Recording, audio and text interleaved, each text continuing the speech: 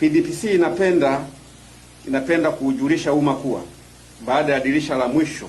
la muda wa hiari kuisha, itaanza mara moja ukaguzi wa uzingatiaji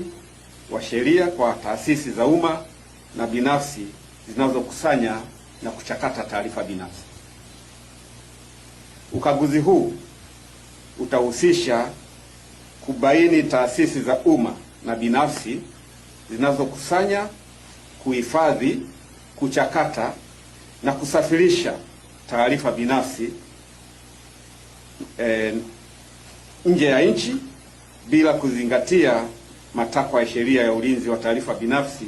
sura ya 44 na kanuni zake. Hatua kali za kisheria zitachukuliwa dhidi ya mtu yeyote, taasisi na kampuni itakayobainika kukiuka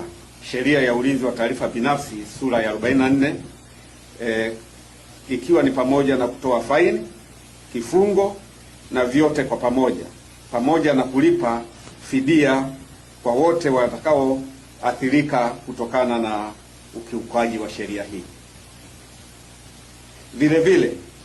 mtu au taasisi yoyote itakayobainika kuvunja taarifa na kutumia taarifa binafsi bila ridhaa ya mhusika wa taarifa hizo au kinyume na utaratibu uliowekwa kisheria itawajibishwa ipasavyo bila kujali hadhi au ukubwa wake. PDPC inatoa wito kwa taasisi zote za umma na binafsi kuchukua hatua za haraka kujisajili, kuimarisha mifumo yao ya ulinzi wa taarifa binafsi